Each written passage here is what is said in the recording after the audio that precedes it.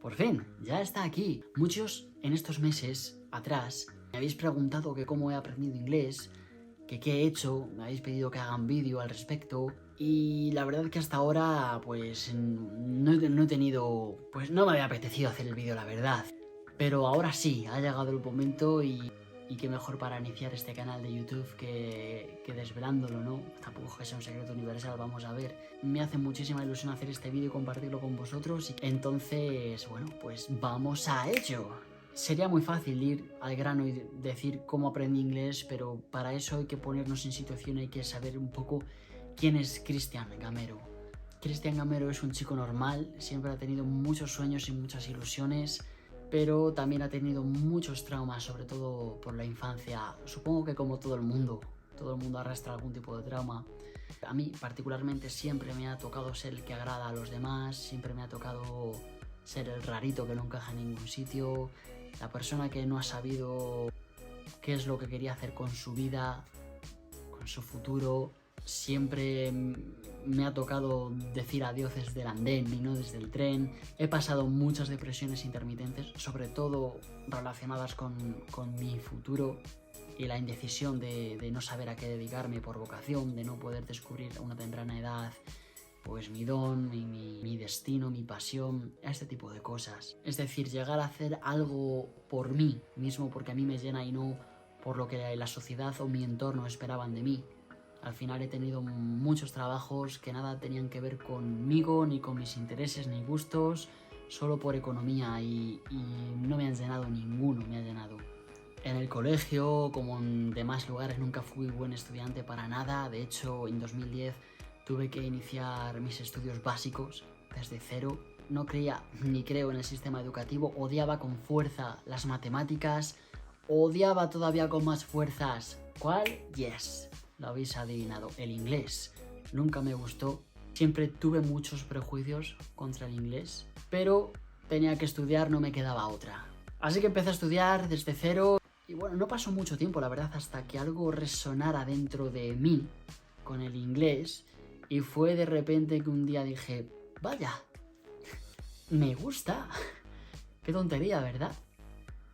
Y ahí fue el principio de una obsesión. Desde ese momento comencé a tener todo el contacto posible con el inglés. Me hice con un diccionario de bolsillo pequeño como herramienta inicial para empezar a meterme en el mundo del idioma y comencé a leerlo como si fuera un libro, de la A a la Z. Me llevó unos 2-3 meses. La verdad, lo leí de inglés a español y luego ya de español a inglés no llegué a acabarlo. Me aburrió, la verdad, todo hay que decirlo. Pero pasó algo curioso, porque bueno, hasta ese punto yo ya había aprendido muchísimo vocabulario, pero claro, ahora venía lo realmente importante, que era llegar a conocer la gramática. No tenía ni idea de cómo abordarlo, no tenía ni idea de a dónde acudir, pero pasó algo muy curioso.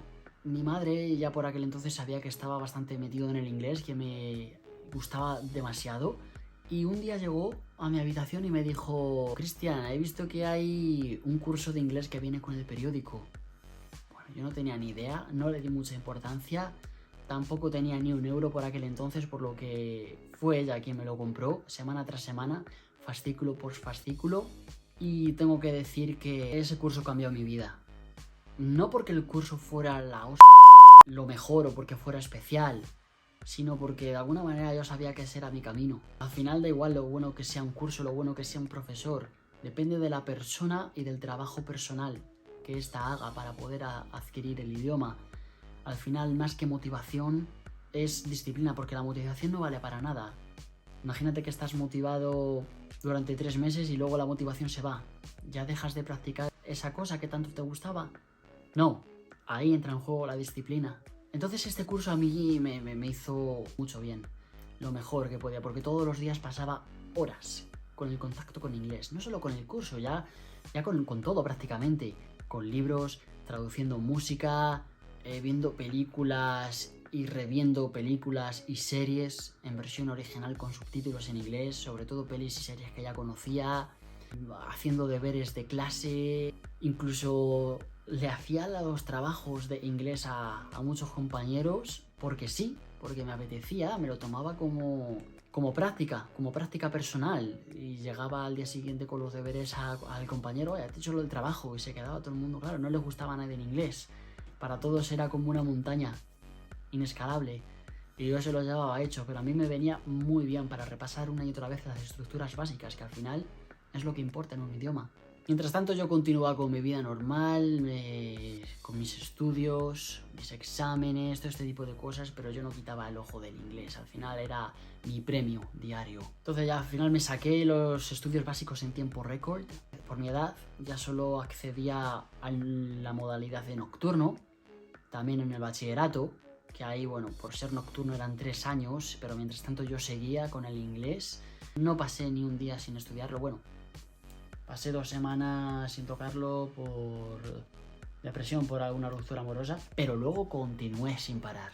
Quería irme al extranjero, pero mi situación moral, económica, personal, no me lo permitían. Entonces, bueno, dejé pasar el tiempo. I procrastinated. Dejé pasar el tiempo, ya lo haré, y al final nunca llegué a hacerlo, es una espina que tengo clavada. Aún así yo seguía con el inglés de manera autodidacta. Autodidacta en inglés se dice self-taught, autoenseñado, self-taught. Me hice un diccionario personal en el teléfono donde apuntaba a cualquier tipo de cosa que me interesara. Yo, por ejemplo, veía Los Simpson en inglés y escuchaba una frase que yo ya conocía en español, y escuchaba su equivalente en inglés, y decía, vaya, no sabía cómo transmitir esa idea, y la apuntaba. Al final, eso lo que te hace es que, bueno, primero tienes tu diccionario personal, porque si piensas que lo vas a recordar, no lo vas a recordar. Para aprender un idioma, el repaso continuo es una herramienta fundamental. Así que de vez en cuando yo a mi diccionario le daba una vuelta, ¿vale? Y de vez en cuando lo sigo haciendo, porque me viene muy bien para recordar cosas ya olvidadas. Todo lo que me interesaba lo apuntaba ahí. En ese punto a mí me frustraba, sabía mucho inglés, pero me frustraba muchísimo el no poder entender, el no poder hablar inglés bien como yo quería hablarlo, aunque sabía que al final era cuestión de tiempo de que llegara a conseguir ese nivel del que estaría orgulloso. En todo este periodo, que lo estoy resumiendo muy rápido, pero en verdad han sido años, han sido muchos libros, muchas lágrimas, muchas páginas, muchos dolores de cabeza, frustraciones, alegrías.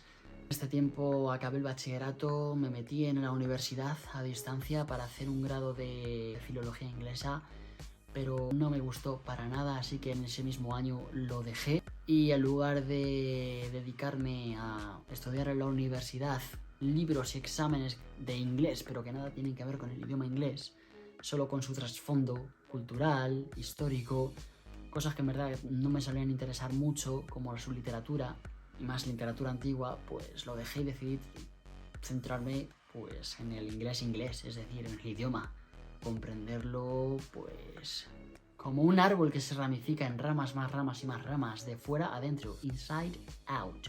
Y eso es lo que hice. Mientras tanto trabajaba, trabajos que me iban saliendo, de andamiero, vendimiando, de electricista, montador de placas solares, de controlador en una empresa de puertas, en fin, trabajos que al final mientras estaba ahí decía, ¿qué coño yo aquí no pinto nada. Pero bueno, ahí seguía. También me rechazaron de muchos sitios, de muchas academias, de muchas escuelas, de no tener un título universitario. Tenía el inglés, un inglés de la hostia, la verdad. En el momento en el que empecé a aplicar, a solicitar puestos para profesor de inglés, pero por no tener un título universitario me echaban para atrás, siendo que seguramente hablaba mejor que muchos de los contratados e incluso que el que contrataba. Sea como fuere, eso me deprimía y me bajaba la autoestima mucho y la confianza en mí. También me rechazaron de la única empresa en la que realmente me interesó trabajar, que era Avon Systems. Así fueron unos cuantos años en los que aprendí inglés por mí mismo y bueno, pues tengo que decir que ya llegados a este punto voy a decir cómo aprendí inglés y bueno, pues con todo eso, mucho trabajo personal, pero al final 13 años han pasado desde que empecé a aprender inglés. Empecé con 18 años, desde cero, no sabía decir nada más que algunos adjetivos, algunos sustantivos y los números, del 1 al 100 quizá, pero ya está, no conocía nada más. Empecé desde cero, nunca he vivido en el extranjero, no tengo familia que hable inglés de ningún tipo, ni amigos que sean bilingües, para nada. ni trasfondo familiar. No he utilizado profesores online porque no tenía money para costearlo. Mi contacto para aprender inglés mayormente ha sido mediante libros y más libros. Me he empapado con muchas series, con muchas películas, con muchísimos podcasts, mucha radio en inglés, muchísima documentación, indagar mucho aquí, indagar mucho allá, incluso con los mormones. Son esta gente religiosa que va pues haciendo misionado. Suelen ser americanos. Aquí donde yo vivo hay parejas de vez en cuando y a los cuales les pregunto. Ellos tienen que ofrecer un servicio a la comunidad y el servicio que ofrecen es inglés. Aunque no sean profesores y no tengan mucha idea, a mí me venía muy bien para ir una vez a la semana y preguntarles dudas, estilo de si una frase hecha ellos la utilizaban, si la habían escuchado, si la conocían, si eran localismos de su zona, de su área, o era más británica, más, en fin, este tipo de cosas. Eso lo hice durante mucho tiempo también. Pero vuelvo a decir una vez más que he aprendido mi inglés sin salir de España.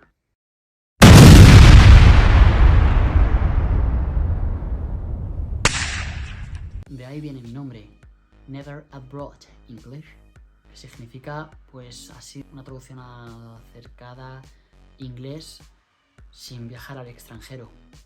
Porque hay un error muy común entre la gente, que es pensar que para aprender un idioma solo puedes aprenderlo si te vas al país. Es mentira. Es mentira. Conozco mucha gente que se ha ido al país 6 meses, un año, más de un año. Y su inglés era una puta mierda cuando volvieron.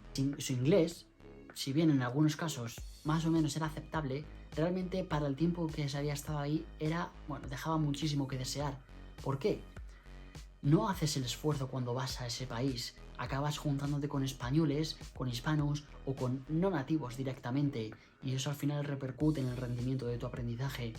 Por lo tanto, no es esencial irse a vivir al país, ni para aprender inglés, ni alemán, ni ruso. Ahora, inglés es mucho más fácil desde cualquier lado porque hay muchísimo más material. Puedes aprenderlo desde tu casa, lo que pasa que tienes que estar dispuesto a hacer el esfuerzo que requiere. ¿Cuál es el esfuerzo que requiere? 25 minutos todos los días, mínimo.